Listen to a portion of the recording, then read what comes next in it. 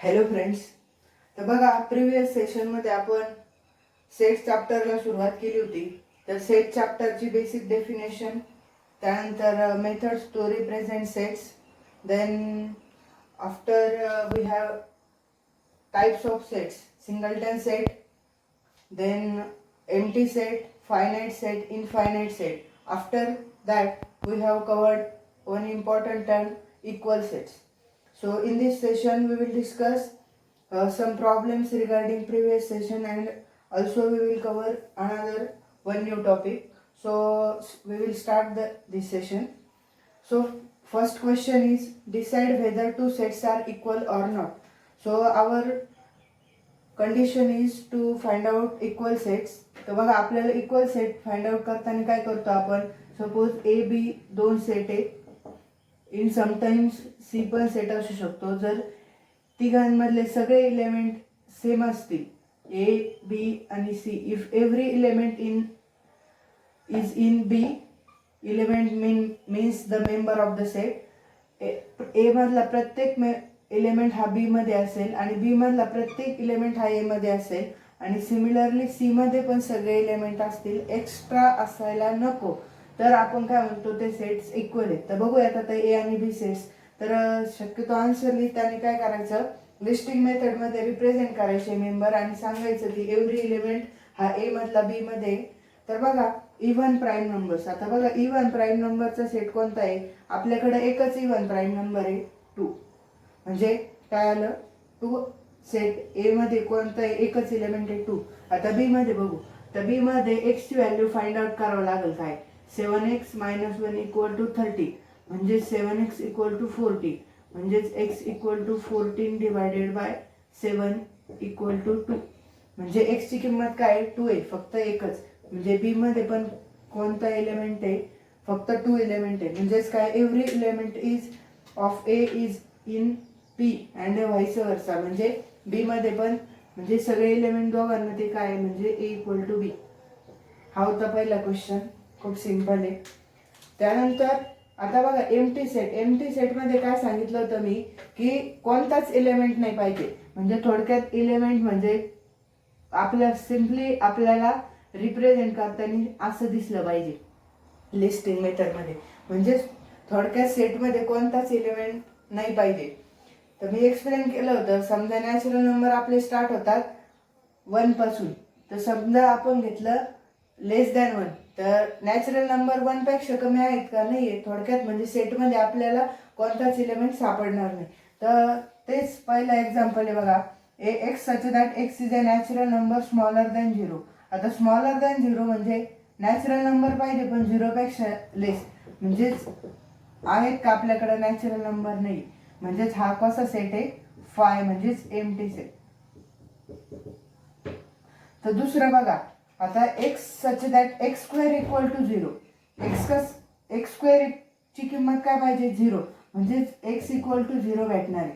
म्हणजेच एलिमेंट काय आला, बी सेटचा 0.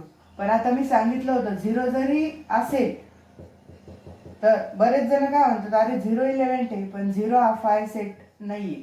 म्हणजेच बी हा एम्प्टी सेट नाहीये. ए एम्प्टी आहे, बी नॉट एम्प्टी. आता बघा, इथं काय कंडिशन दिली, एक्स हा नॅचरल नंबर पाहिजे आणि एक्स सच दॅट, म्हणजे एक्स ची अशी किंमत घ्या की 5x - 2 = 0. Therefore 5x = 2, x = 2/5. आता 2/5 हा नॅचरल नंबर आहे का, तर नाहीये. हा कोणता आहे, रॅशनल नंबर आहे. म्हणजेच आपल्या सेटमध्ये एक्स ची नॅचरल किंमत येते का, नाहीये. म्हणजेच थोडक्यात हा कसा सेट आहे, सी इज एम्प्टी सेट. म्हणजेच त्याच्यामध्ये कोणताही एलिमेंट येत नाही. आता एक गोष्ट मला इथे आणखी एक सांगायची तुम्हाला, की आपण जेव्हा रूल मेथड मध्ये डिस्कस करतो, तर आपण सच दॅट नंतरच्या कंडिशन हा वेगवेगळ्या पद्धतीने लिहू शकतो. मी ऑलरेडी काही केसमध्ये एक्सप्लेन केलं होतं. डायरेक्ट वर्ड मध्ये लिहू शकतो. त्याच्यानंतर x such that x belongs to natural number. Suppose natural number मध्ये बिलॉंग्स करत असेल तर ती कंडिशन देतो आणि सिम्पली इकडं त्याचं इक्वेशन मध्ये किंवा वर्ड मध्ये त्याची कंडिशन सांगतो. समजा नॅचरल नंबर घ्यायचे 1 to 10, मग काय म्हणतो x such that x belongs to natural number. Natural number मध्ये एक्स बिलॉंग्स करतोय, पण हा एक्सची रेंज इथं लिहितो थोडक्यात. रेंज कुठपर्यंत आहे, 0 is less than x is less than 11. म्हणजे 0 ते 11 मधले सगळे नॅचरल नंबर घ्या, असा याचा मिनिंग होतो.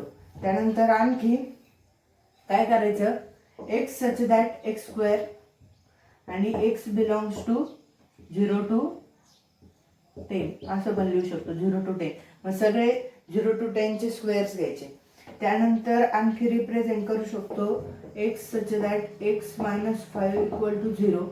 X belongs to natural number.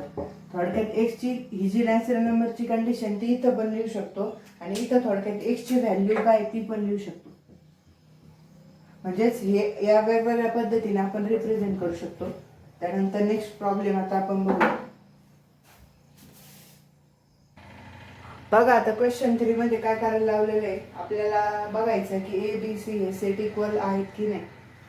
तर आपल्याला कंडिशन चेक करावी लागेल इक्वल सेटची. तर बघा एक्स ए सेट काय सांगतो, 3x - 2 - 1 इक्वल टू 2, म्हणजेच 3x equal to 3, x equal to 1. एक्सची व्हॅल्यू काय आली 1. सिम्पली आपण लिस्टिंग मेथडमध्ये कसं रिप्रेझेंट करणार सेट एला असं. त्यानंतर बी काय सांगतो, एक्स हा नॅचरल नंबर आहे आणि तो नायदर प्राईम नॉर कंपोजिट. आता नायदर प्राईम नॉर कंपोजिट हे बेसिक आहे. इवन प्राईम नंबर 2, त्यानंतर नायदर इवन नॉर कंपोजिट म्हणजेच कोणता नंबर 1. एक क्लास एक हा नायदर इवन नॉर प्राईम आहे. खूप बेसिक आहे, ज्यांना माहित नसेल त्यांनी शिकून घ्या. X such that x belongs to natural number. X हा नॅचरल नंबर आहे, पण कसा, लेस दॅन 2, 2 पेक्षा कमी. मी कालच सांगितलं होतं या सिम्बॉलचं मिनिंग. लेस दॅन 2 म्हणजे 2 घ्यायचा का नाही. लेस दॅन ऑर इक्वल टू म्हटलं असतं तर आपण 2 कन्सिडर केला असता, परंतु 2 पेक्षा कमी नॅचरल नंबरचा सेट 1 पासून स्टार्ट होतो, 1 2 3 4 अप टू इन्फिनिटी. त्यानंतर आणखी होल नंबरचा सेट स्टार्ट होतो 0 पासून. आता इथं बिलॉंग्स टू होल नंबर म्हटलं असतं तर सेटमध्ये कोणते इलेमेंट आले असते, 0 आणि 1 आले असते, 2 पेक्षा कमी. पण आता इथं काय म्हटलं, नॅचरल नंबर स्टार्ट होतात 1 पासून, म्हणजे सिम्पली 1 इलेमेंट येणार. सो म्हणजे here all elements in all sets are equal. therefore a equal to b equal to c, म्हणजे सी एलिमेंट कसे आहेत, इक्वल आहे. नेक्स्ट एक्झाम्पल बघा. Question number 4. You have to check whether this sets are finite or infinite and you have to give reason. आता answer लिहिताना step by step लिहित चला. First suppose equal set check करायचे, तर suppose finite infinite equal तर basic definition और basic condition लिहित चला. त्यानंतर रिझन देत चला. रिझन मध्ये तुमचे सेट रिप्रेझेंट करायचा लिस्टिंग फॉर्म मध्ये किंवा असं, आणि मग नंतर तुमचं फायनल आन्सर. या स्टेपमध्ये आन्सर लिहित चला. मी जरी इथं फक्त एक्सप्लेन करतो आहे, कारण बिकॉज टाईममुळं मी सगळं लिहू शकत नाही डायरेक्ट. तर बघा, तुम्हाला फायनाइट आहे का इनफायनाइट चेक करायचं आणि रिझन द्यायचं.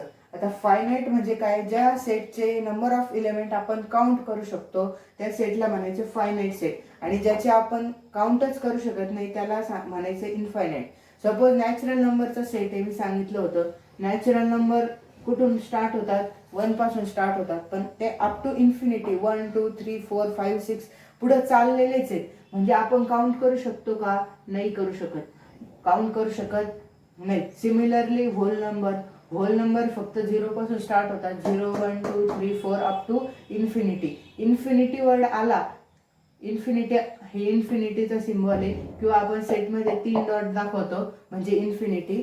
तर ते सेटला काय म्हणायचं, आपल्याला तो सेट कसा आहे, इनफायनाइट आहे म्हणायचं. आणि जर नंबर ऑफ एलिमेंट्स काउंट करायचे असतील तर आपल्याला काय म्हणायचं, तो सेट फायनाइट आहे. तर बघा, नॅचरल नंबरचा सेट, होल नंबरचा सेट, त्याच्यानंतर इंटिजरचा सेट, त्यानंतर रॅशनल नंबर आणि इरॅशनल नंबरचे सेट. हे जे सेट आहेत ते सगळे इन्फायनाइट आहे. We can not calculate this numbers. हे नंबर आपण कॅल्क्युलेट करू शकतो का? सुरूच आहे सेट, पण त्यासाठी एक कंडिशन आहे. समजा एखादा म्हटला नॅचरल नंबरचा सेट आहे, पण नॅचरल नंबर कुठून 1 to 10 पर्यंत, तर 1 to 10 पर्यंतचे आपण 10 नॅचरल नंबर कसे कॅल्क्युलेट करू शकतो का? ऑब्विसली करू शकतो.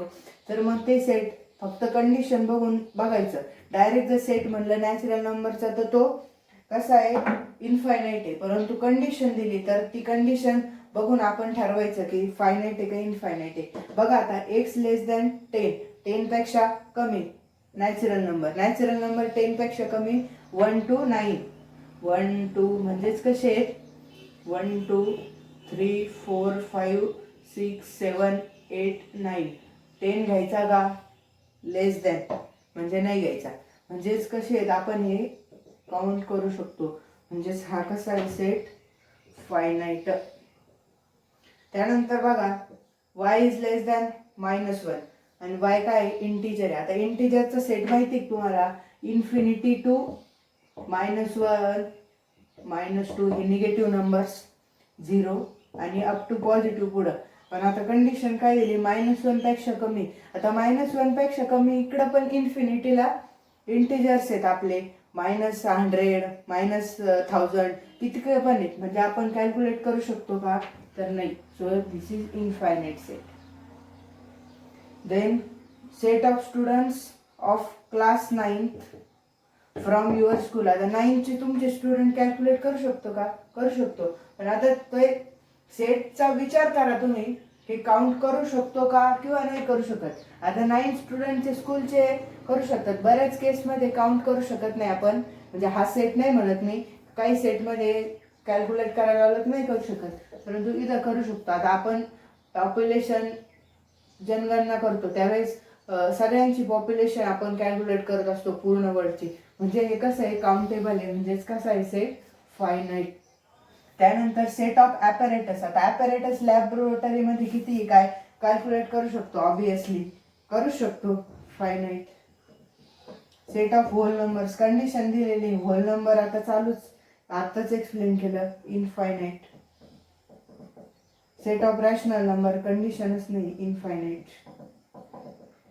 Set of people from your village मधले स्टुडंट पीपल कॅल्क्युलेट करायचे. आपण वर्डचे करतो, मग विलेजचे काय प्रॉब्लेम आहे करायला, फायनाइट आहे. बघा फायनाइट आणि इनफायनाइट सेट, कंडिशन चेक करायला आन्सर फॉर्मॅटमध्ये लिहायचं. तुम्हाला फॉर्मॅट स्पेसिफाय केलंय सुरुवातीला. Finite and infinite. ओके. तर बघा आता एक इम्पॉर्टंट टर्म आहे सेटशी रिलेटेड, व्हेन डायग्राम. आपल्याला हा कन्सेप्ट स्टडी करायचा. आता व्हेन डायग्राम म्हणजे काय? आता जे व्हेन नावाचे जे सायंटिस्ट होते त्यांनी ही कन्सेप्ट मांडली, सेट रिप्रेझेंट करायचे. आता सेट रिप्रेझेंट करण्याच्या कालच आपण 2 मेथड बघितल्या, एक सेट बिल्डर आणि लिस्टिंग मेथड, ह्या 2 मेथड बघितल्या. परंतु व्हेन नावाचे जे सायंटिस्ट काय होते ते काय म्हटले की आपण सेटला एका डायग्राम मध्ये रिप्रेझेंट करू. सेटचे एलिमेंट डायग्राम कोणती असो, सपोज आपल्याला रिप्रेझेंट करायचा आहे नॅचरल नंबरचा set, natural number 1 to suppose 10, 1 to 5 consider करा. तर डायरेक्ट एलिमेंट 1 2 3 4 5 असे डायग्राम मध्ये रिप्रेझेंट करायचे. मग डायग्राम मध्ये रिप्रेझेंट करायचे. डायग्राम कोणती घ्या, एनी शेप, सपोज हा शेप घेतला मी, त्यानंतर सर्कल. तर असे जे डायग्रामॅटिक रिप्रेझेंटेशन जे सेटचं म्हणतो त्याला काय म्हणायचं आपल्याला, व्हेन डायग्राम. ओके, कळलं? सपोज ट्रायंगल मध्ये रिप्रेझेंट करायचं तर याला म्हणायचं व्हेन डायग्राम. बघा एकदा, व्हेन डायग्राम मध्ये काय करायचं, डायग्रामॅटिक रिप्रेझेंटेशन करायचं सेटचं. थोडक्यात आता नॅचरल नंबरचा सेट रिप्रेझेंट करायचा आपल्याला बिटवीन 11 to 50. 11 आणि 50 मधले नॅचरल नंबर, सेटचे एलिमेंट काय होतील.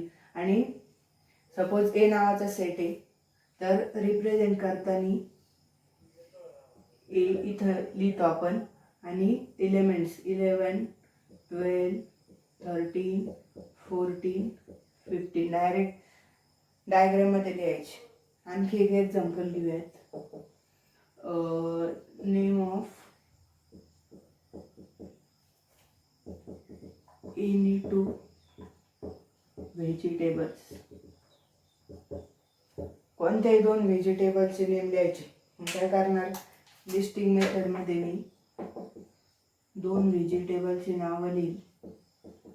Onion, carrot.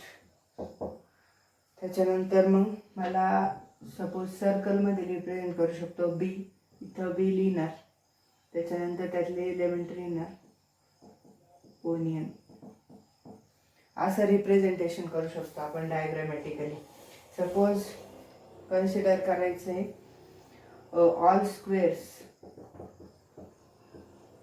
फ्रॉम 1 to 10, 1 ते 10 मधले स्क्वेअर. कोणती डायग्राम घ्या तुम्हाला आवडेल ती, कोणताही शेप घ्या. ट्रायंगल घेऊ आपण आता. 1, 4, 9, 25, 36, 49, 84, 64, 100, 1, 2, 3, 4, 5, 6, 7, 8, 9. असं ते रिप्रेझेंटेशन करता येईल डायरेक्ट. या रिप्रेझेंटेशन आपल्याला पुढे यूज होणार आहे Wien डायग्रामचा.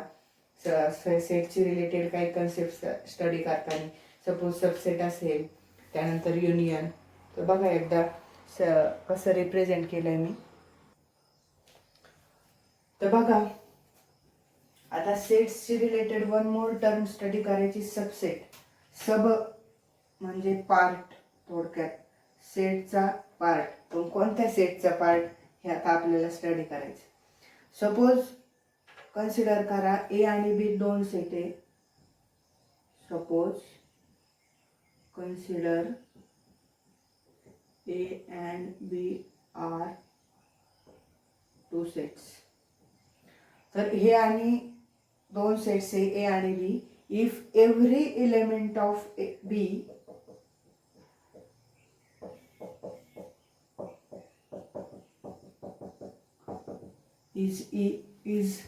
if every element of B is in set A, then मग काय, B is subset of A.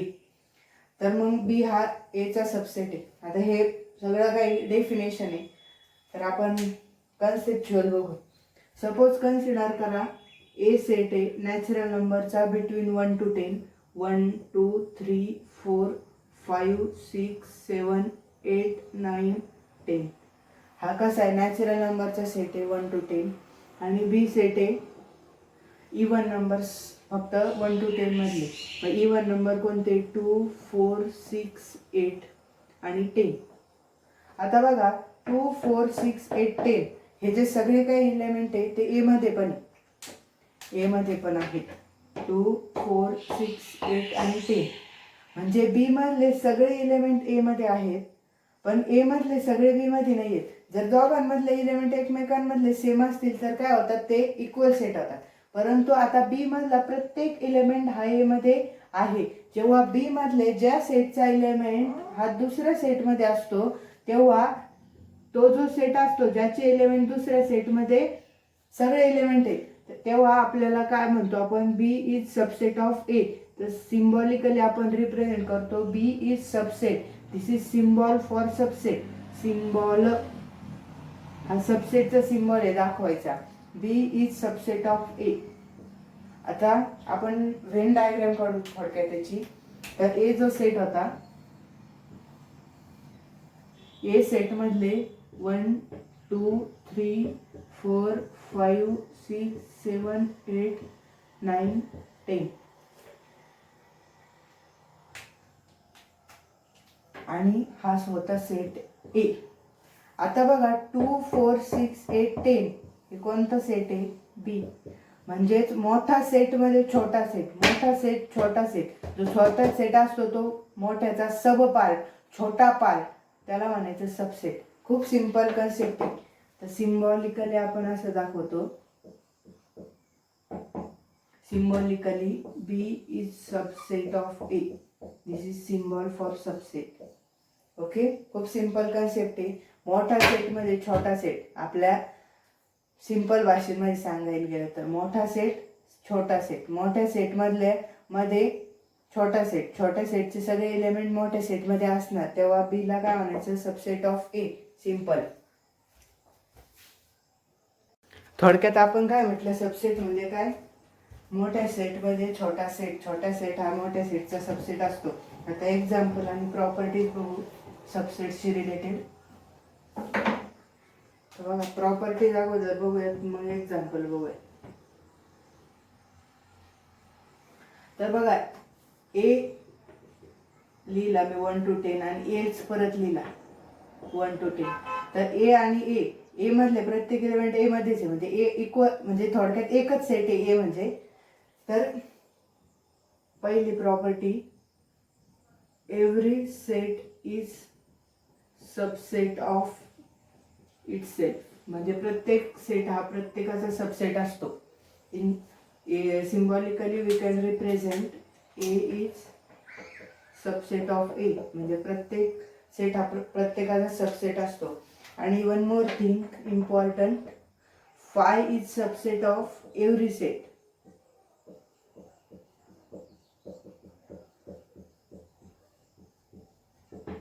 तर बघा एम्प्टी सेट जो असतो तो प्रत्येक सेटचा सबसेट असतो. 1 to 10 आणि काहीच नाही, म्हणजे काहीच नाही म्हणजे काय, सबसेट असणार आहे ऑब्विसली. म्हणजेच प्रत्येक सेटला कोणताही सेट घेतला तर त्याचे 2 सबसेट तुम्हाला लिहिताच आले पाहिजे. सपोज एक्झाम्पल मध्ये क्वेश्चन आला, write 2 subset of this given set. तर फाय आणि हे 2, फाय आणि तोच सेट हा त्या गिवन सेटचा सबसेट असतो. म्हणजे प्रत्येक सेटला कॉमन दोन सबसेट असतात. एक म्हणजे तोच सेट आणि सेकंड म्हणजे फाय, म्हणजे एम्प्टी सेट हा सबसेट असतो. आणि वन मोर इम्पॉर्टंट प्रॉपर्टी, जर ए हा बी चा सबसेट असेल, म्हणजे ए मधले प्रत्येक एलिमेंट हे बी मध्ये आहेत, आणि बी पण जर ए चा सबसेट असेल, म्हणजे ए मधले सगळे एलिमेंट बी मध्ये आहेत. समजा कन्सिडर करा 1,2 आणि बी 1,2. ए मधले प्रत्येक एलिमेंट बी मध्ये आहेत आणि बी मधला प्रत्येक एलिमेंट हा ए मध्ये, म्हणजे त्या सेटला काय म्हणायचं, तेव्हा sets A and B are equal. त्या केसमध्ये हे दोन्ही सेट्स कसे असणार आहेत, इक्वल असणार. आता एक्झाम्पल बघू.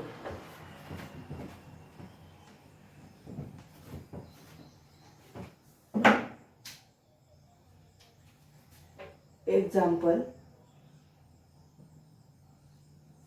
आता क्लास कन्सिडर करा, तुमचा क्लासचा सेट. क्लास मधले स्टुडंट्स आहेत, स्टुडंट ए, स्टुडंट बी, स्टुडंट सी, आणि त्याच्यामधले खो खो खेळणारे स्टुडंट्स. खो खो खेळणारे स्टुडंट, हा स्टुडंट खो खो खेळतो, हा खेळतो.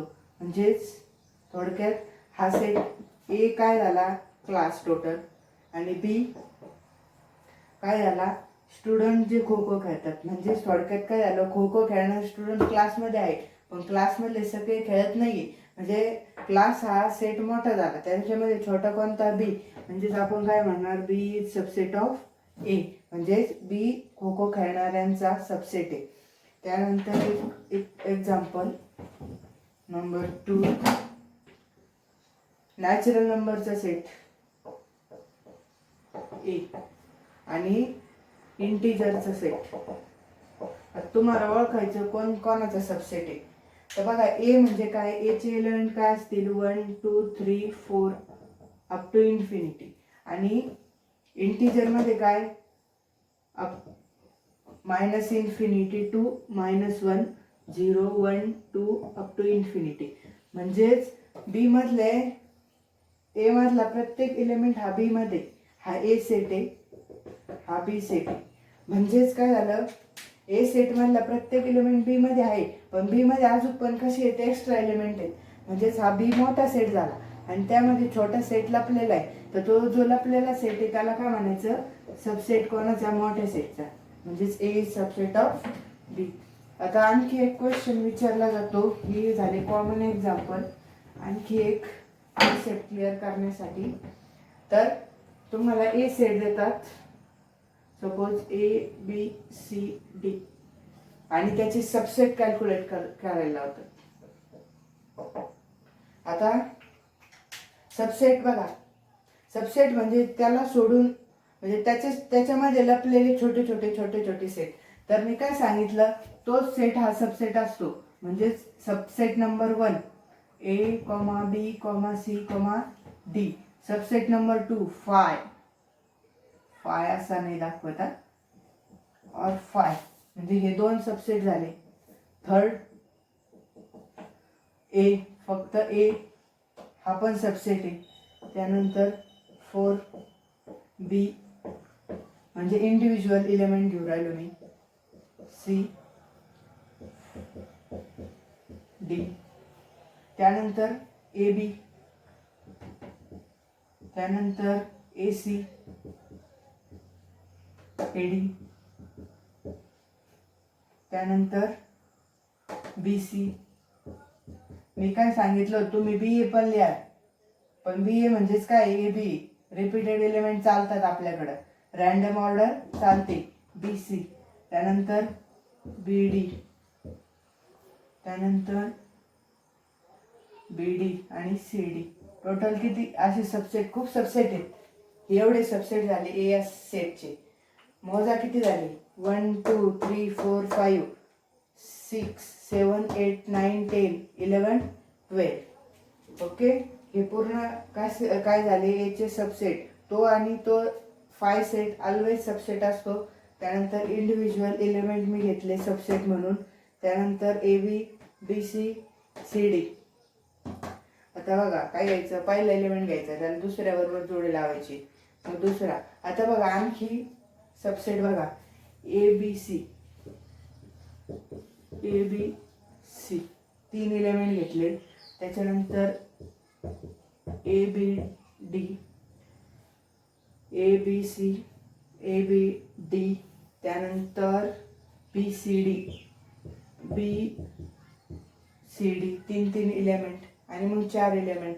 बी सी डीचा एक सेट झाला, ए बी सी एक झाला, ए सी डी एक झाला, बी सी डी एक झाला. आता मोजा 1 2 3 4 5 6 7 8 9 10 11 12 13 14 15.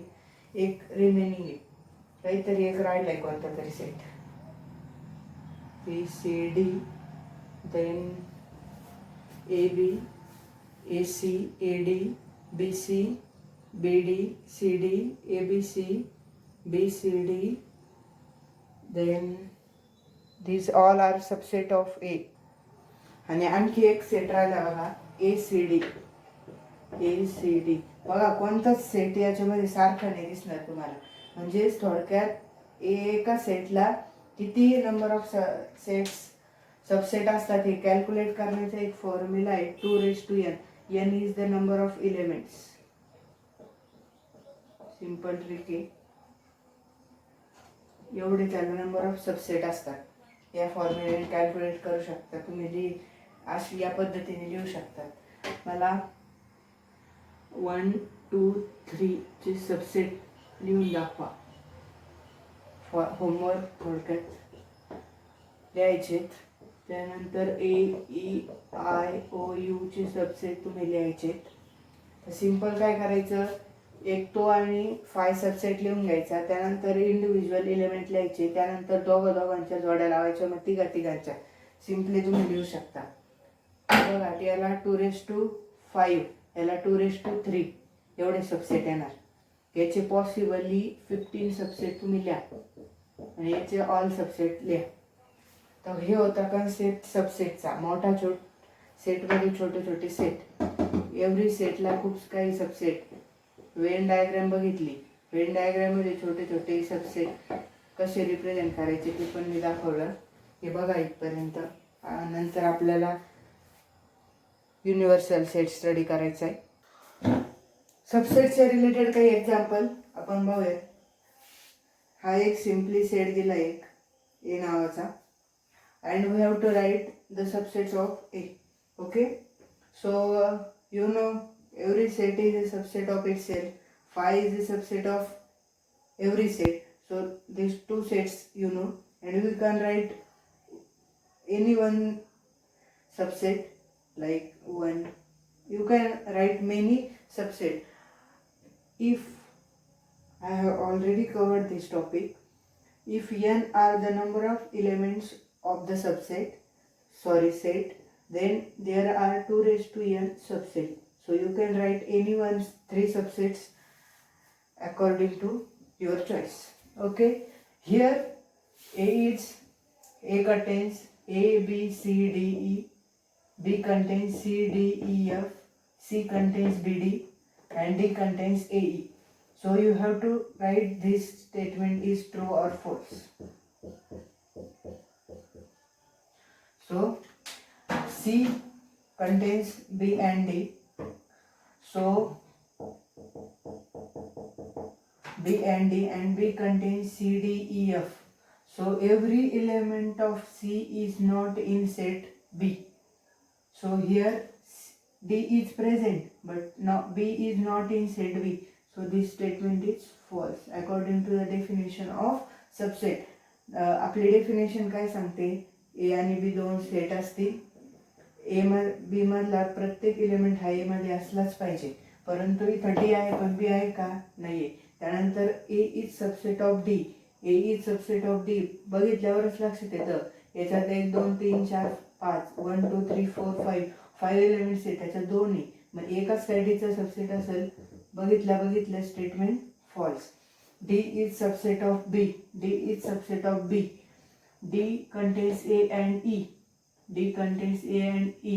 So, but A is not present in set B. So, this also false.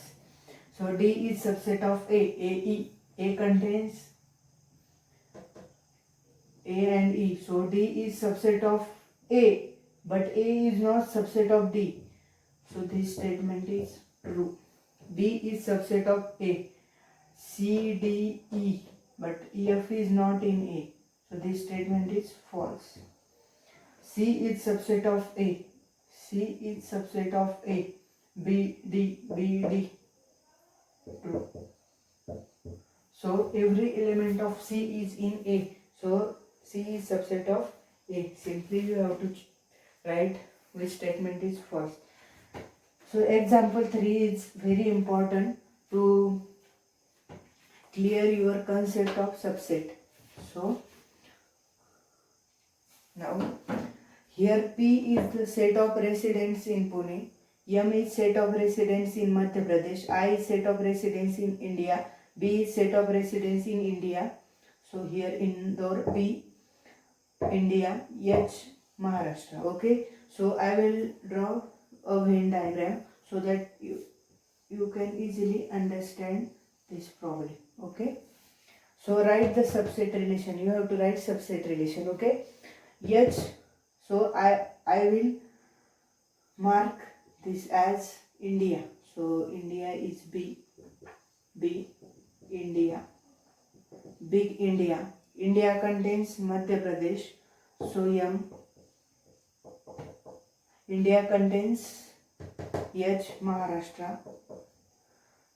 I will write here H, here M.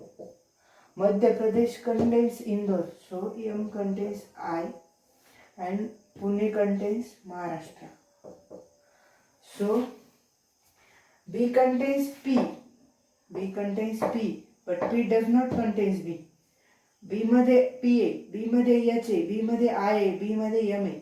म्हणजेच बी चे सगळे काय आहेत? सबसेट आहेत. बी चे सगळे सबसेट आहेत. म्हणजे आपण काय लिहू शकतो? P is subset of B, H is subset of B simply. त्यानंतर I is subset of B, Indore इंडियामध्येच आहे, मध्य प्रदेशमध्ये इंदोर आहे. ओके, तर मग आधी आपण काय लिहू शकतो, हे सगळे याचे बीचे सबसेट आहे. So P is subset of B, H is subset of B, I is M is subset of B. त्यानंतर महाराष्ट्रामध्ये पुणे, पुण्यात महाराष्ट्र नाही. Okay, so P is subset of H. And also Madhya Pradesh contains Indore, so I is subset of M. Simply हे तुमचे काय subset relation. म्हणजेच काय, एक मोठा सेट होता इंडियाचा, त्यामध्ये 2 स्टेट होते, महाराष्ट्र आणि मध्य प्रदेश. महाराष्ट्रामध्ये पुणे, थोडक्यात इथं पुणे, आणि महाराष्ट्रामध्ये मध्य प्रदेशमध्ये इंदोर आहे, म्हणजे इथे इंदोर आहे. काल सबसेट याच्यामध्ये हा आहे म्हणून हा याचा सबसेट झाला, याचा part. Okay, in the next lecture we will see next concept on sets. So now we will stop. So thank you.